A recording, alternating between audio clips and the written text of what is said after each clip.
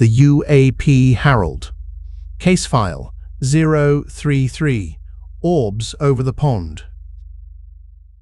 I want to begin with a single point of light, small, white, steady, hanging low against a dark, textured horizon in a video that carries almost no sound at all. What you're about to see is 4 minutes and 25 seconds of near-total silence, shot vertically on a smartphone, pointed across a darkening landscape at one bright, unmoving light. There is no case number burned into the frame, no timestamp, no agency seal, no voice on the audio track. The microphone sits at 91 decibels below full scale, effectively digital silence, for the entire 265 seconds. And yet this quiet, unadorned clip is an authentic, officially released United States government UAP record. The Pentagon published it on the 12th of June 2026 as part of the third batch of declassified files under the program it calls PERS-U. It sits right now in the public domain on the Defense Visual Information Distribution Service, DVIDs, catalogued as FBI UAP PR003, Orbs Over the Pond 2024. And here is the first strange seam right in the title. Orbs, plural, over the pond. But in the released clip, at the frame rate we sampled, you can resolve one white point over what reads as dark terrain. No obvious water, no second orb. So which is true, the title or the frame? The answer, it turns out, is both, and the gap between them is the whole story. The video is a raw artifact. The official caption that ships with it tells a far larger tale than the 265 seconds can show, and I will flag every single step where the video ends and the government's account begins. Because the seams are the story. This is the UAP Herald. Case file 033. Orbs Over the Pond. Let us start with the account the government itself attached to this file. And let me be absolutely clear up front that everything in this next stretch comes from the official Pentagon caption, not from anything you can see or hear in the video. According to that caption, the incident took place in October of 2024 at approximately 1851 local time, call it 10 minutes to 7 in the evening, in the northeastern United States. October, just before 7, that is the blue hour, the sky draining from dusk into night, which fits what the clip shows, a scene lit not by day, but not yet fully black either. The caption goes further, and this is where it gets specific. An eyewitness reported a light source sitting below the horizon line, hovering above a pond, at an estimated distance of 2,700 feet. 2,700 feet, just over half a mile, and the object, the caption says, did not behave like an aircraft passing through. It remained generally stationary in that one spot above the water for approximately 45 minutes before it disappeared. A light source, below the horizon, hovering above a pond, at an estimated distance of 2,700 feet, generally stationary for approximately 45 minutes. Sit with that duration because it reframes the entire clip. 45 minutes. The video we have runs 4 minutes and 25 seconds. What you are watching is not the sighting. It is a short excerpt of it, a single window cut from a 3/4-hour event. And that gap, 45 minutes down to 265 seconds, is the first thing an honest investigation has to hold on to. Now the object itself, again per the official caption, not the frame. The government did not describe a disc, a triangle, a structured craft. It described something stranger and vaguer. The luminous object, it said, resembled a plasma-like sphere. Plasma-like sphere. A ball of glowing, ionized-looking light, and, crucially, one that did not hold still in form. The caption says it intermittently changed shape and luminosity. It brightened and dimmed. It shifted outline. And at times the primary light source appeared to separate into smaller luminous points, one glow becoming several, then presumably one again. That is not how a landing light or a distant planet behaves.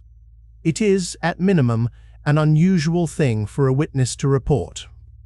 And there is one more detail in the caption that quietly rescues the title. Below the primary light, the account says, "A second luminous point hovered just above the water," and it specifically noted that this lower point did not appear consistent with a surface reflection. Read that carefully. Someone considered the obvious prosaic explanation, that the lower light was just the upper light mirrored on the pond, and, in the official record, ruled it out. So the pond in the title is real. The second orb is in the account. They are simply not what the short, dark excerpt we were given resolves most clearly, and I will not pretend the frame shows you what the caption claims. The frame shows one steady white point. The caption describes the rest. So let us be scrupulous about the two layers here, because this is exactly the kind of case where sloppy channels overclaim. Layer 1, the video. What can we actually establish from the file itself? A single, small, bright white point source of light, low in a dark sky, above a dark textured foreground that reads as terrain. The light persists across the entire runtime, present in every frame, sampled from start to finish. Its apparent position drifts slightly, but that drift is consistent with the camera moving, hand tremor, reframing, more than with confirmed motion of the object, because there are no fixed reference points in the frame to tell the two apart.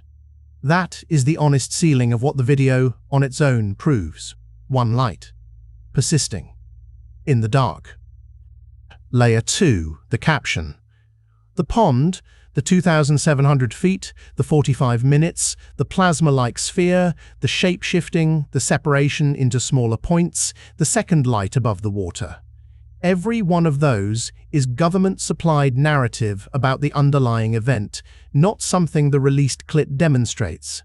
Multiple independent outlets, CBS News, Vision Times, Fox News, the Canadian Broadcasting Corporation, reported those exact details, but they were all reporting the same thing, what the Pentagon said.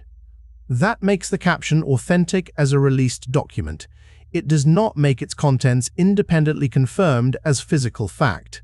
The seam between the two layers is not a flaw in this case. It is the case.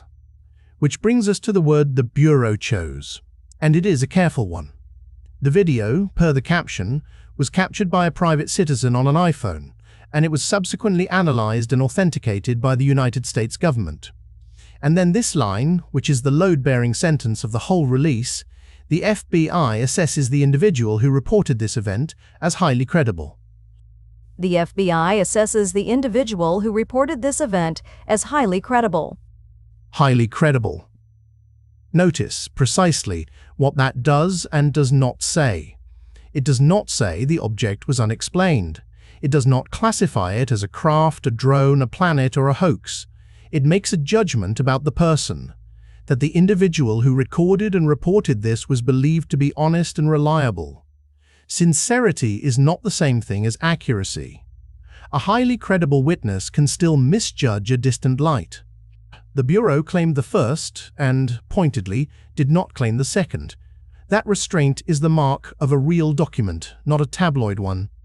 So how did a civilian's phone video end up carrying an FBI credibility assessment and a Pentagon case code? Not through a leak. It was pushed out, deliberately, by the United States Department of War on the 12th of June 2026 as part of a structured declassification effort. The program is called PURSUE, the Presidential Unsealing and Reporting System for UAP Encounters. And by this, its third release, the government had put 53 documents, 10 images, 6 videos, and 3 NASA audio recordings into the public domain, sourced across the CIA, the FBI, NASA, and the Department of Defense. 53 documents, 10 images, 6 videos, 3 NASA audio recordings, released June 12, 2026. This orb video was one of those 6 videos, not a leaked frame. A catalogued, captioned, officially authenticated government release. Now let us turn the file over and look at its bones, because a document is more than the story it tells. It is also its format, its silence, its bareness. And this file, as released, is almost aggressively bare. The file name is the only provenance marker it carries. There is no case number in the frame, no seal, no timestamp overlay, no GPS coordinates, no classification banner, no agency letterhead. Nothing. A naked video.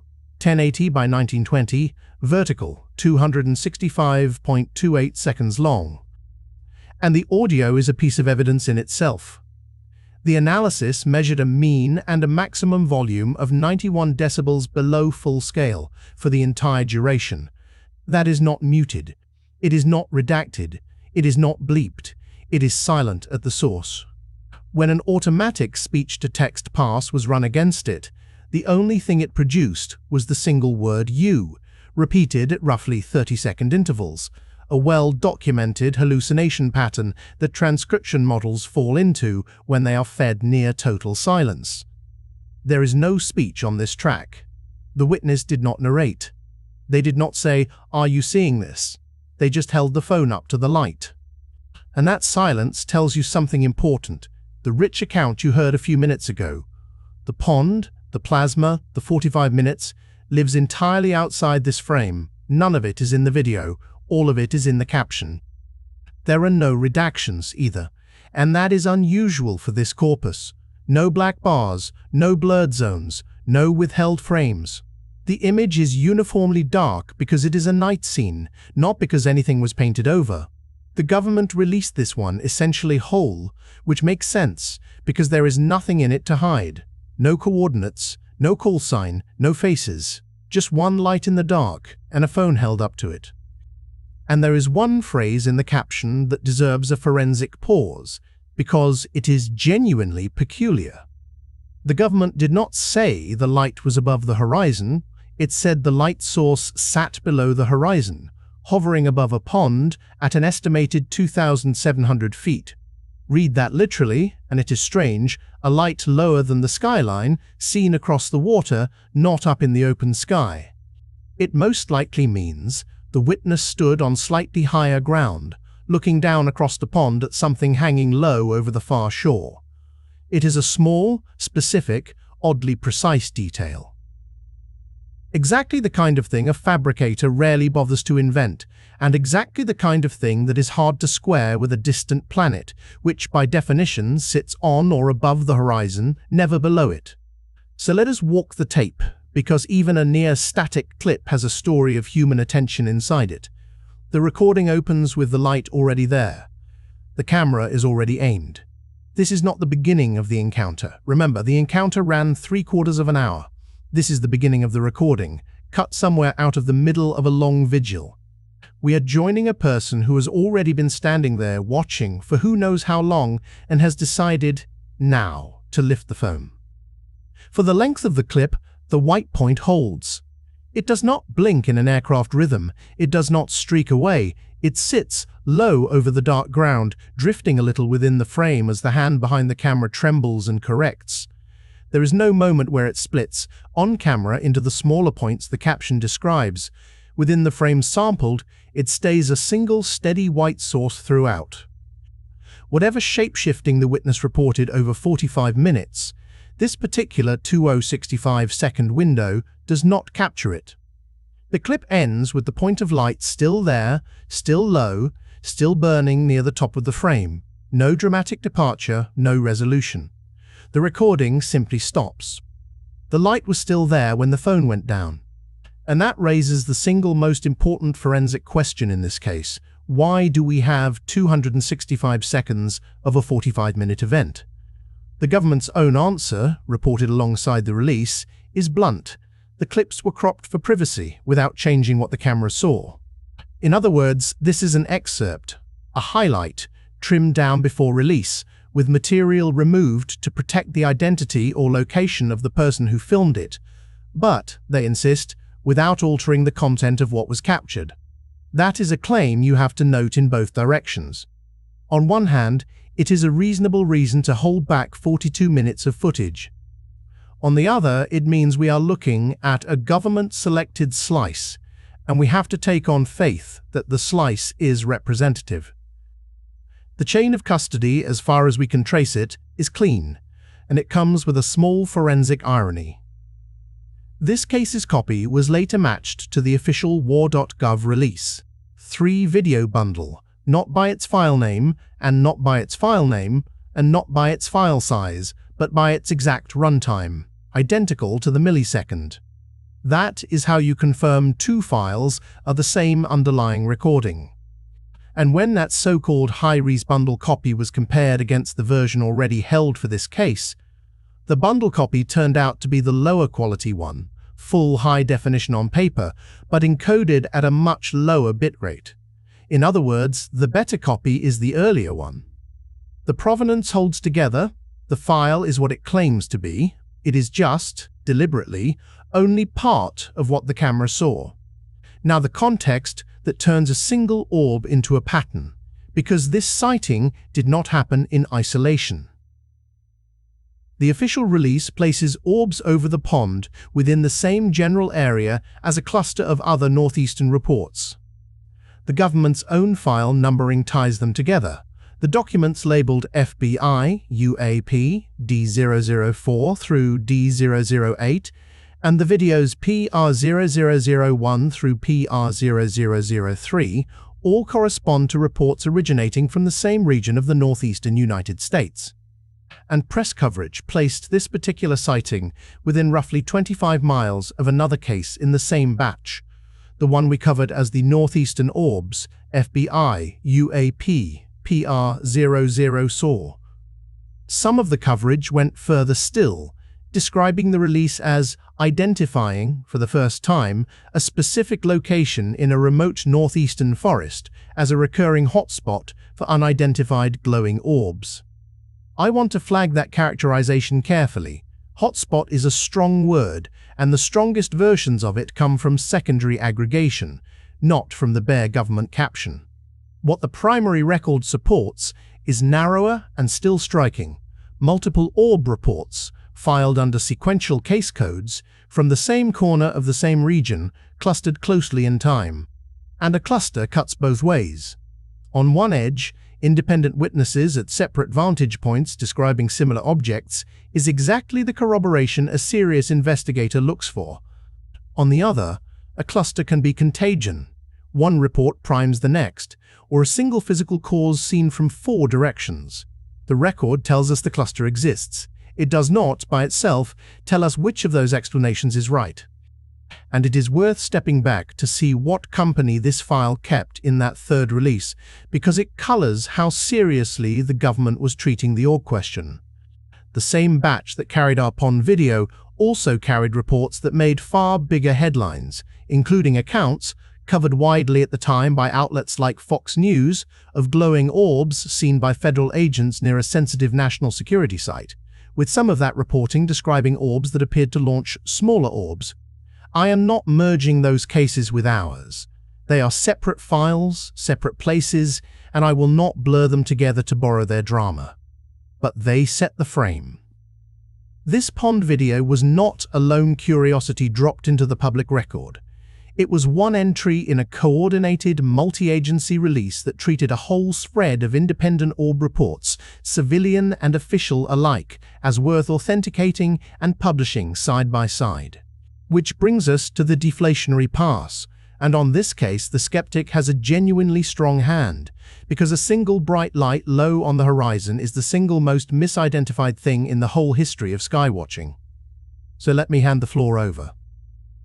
Start with what the video actually shows.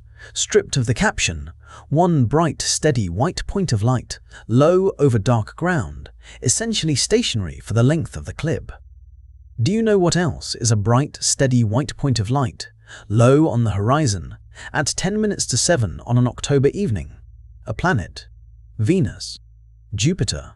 Low, brilliant, and, to a camera on a trembling hand, apparently hovering for 45 minutes because it barely moves. The slight drift, the analysis noted, is consistent with the camera, not the object.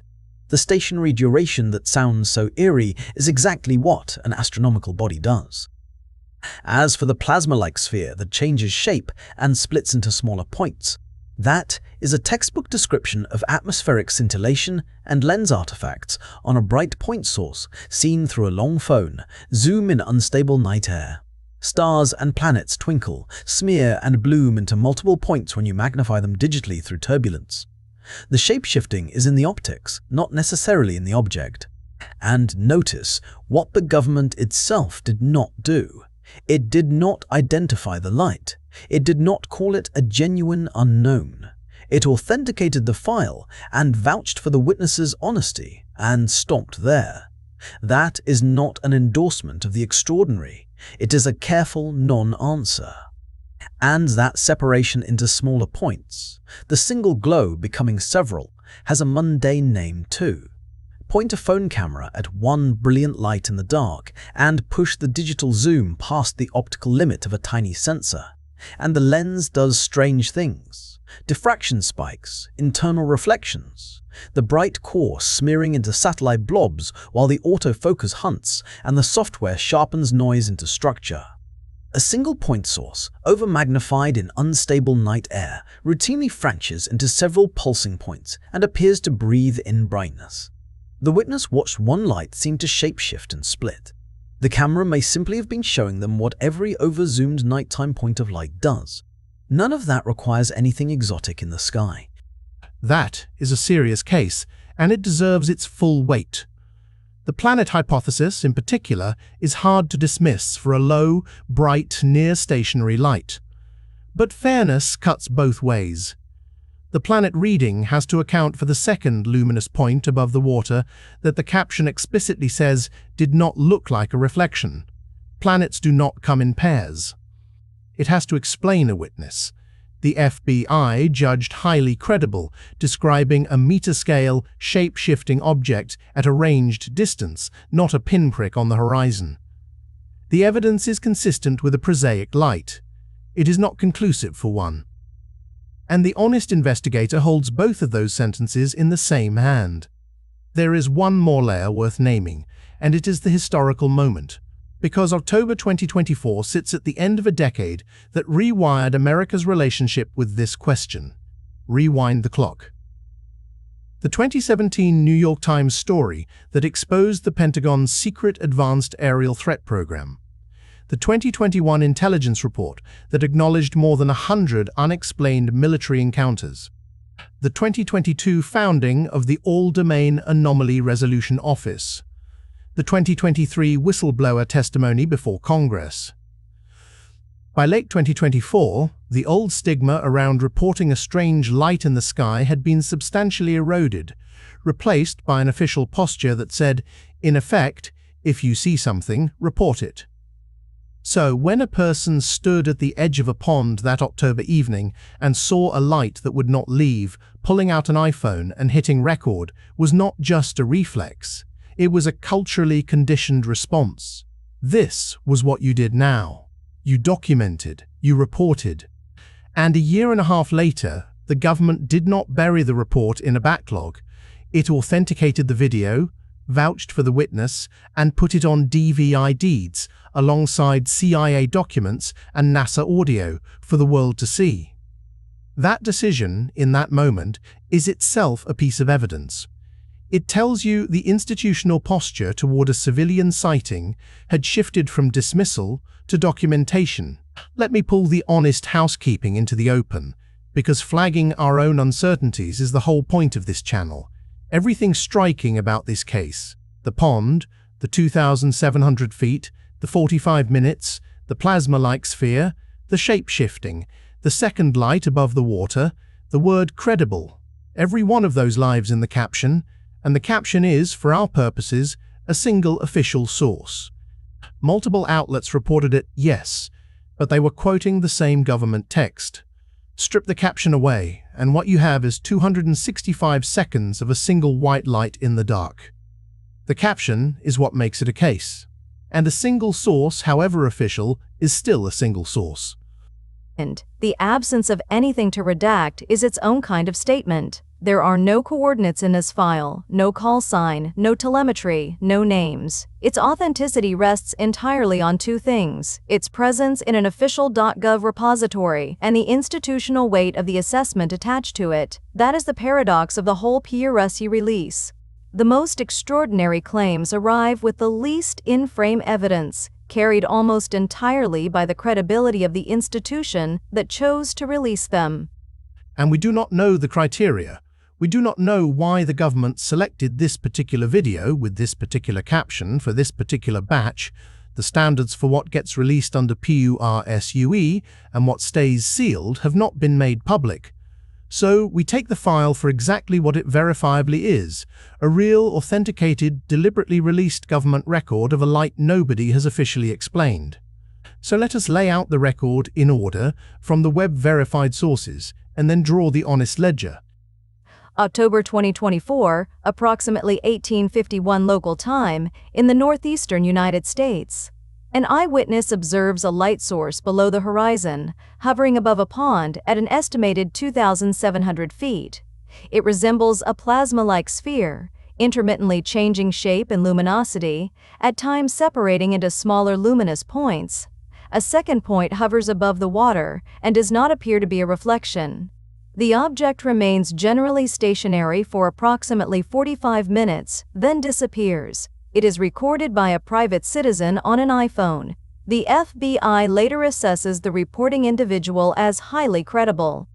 May 8, 2026, the PURSUE initiative launches. June 12, 2026, the Pentagon publishes the third batch, 53 documents, 10 images, 6 videos, 3 NASA audio recordings, and among the videos is FBI UAP PR0003, uploaded to DVIDs as Orbs Over the Pond, 2024. CBS News, Vision Times, Fox News, and the Canadian Broadcasting Corporation all report the release. So here is what we know.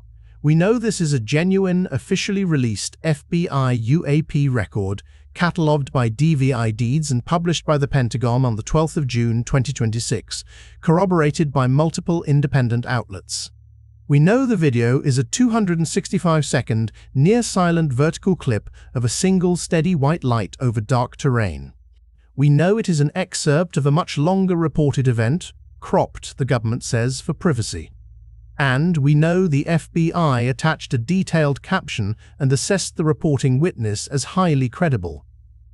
And here is what we do not know, the longer, more honest list. We do not know what the light was. No official identification exists. We do not know the exact location beyond northeastern United States. There is no GPS in the file. We do not know whether the pond, the 2,700 feet, the 45 minutes, or the shape-shifting are accurate. Every one of those numbers comes from the caption, not the sensor. Not the sensor. We do not know whether the light was a planet, a drone, a distant lamp, or something genuinely unexplained. Consistent with a prosaic source, yes. Conclusive, no. We do not know how the other northeastern reports relate to this one, or whether those witnesses influenced each other. And we do not know why the FBI chose this video with this caption for this release. The criteria remains sealed. So where does that leave us? With one small white light low over a dark landscape, in 4.5 minutes of silence, and a government caption that says it was a plasma-like sphere hovering over a pond for 45 minutes, reported by someone the FBI believed. The video shows you almost nothing. The caption tells you almost everything. And the space between them is exactly where honesty lives. The FBI filed this as PR0003. They authenticated it. They vouched for the witness. And then they released it without an explanation into the public record. That is not an accident. That is a choice. And the choice says, here is what we have. You decide what it means. I cannot tell you what that light was over the pond in October of 2024. I can tell you the video is real, the release is real, and the simple human question, what was that light, remains in the official record unanswered. Unresolved is not the same word as confirmed. And that, in the end, is what this channel is for. Not to sell you a mystery the evidence cannot deliver, but to show you the file, read you the caption, and let the seams show. Case File 033. Orbs Over the Pond. Every file read. Every claim checked against the record and against independent reporting. The pond, the distance, the 45 minutes, the plasma-like sphere, All of it is drawn from the FBI's official Pentagon caption, not from the video's silent frames, and it is flagged throughout as a single official source. No details were invented, no drama was added. The seams are visible, the UAP herald, declassified, investigated, filed. A Hive production.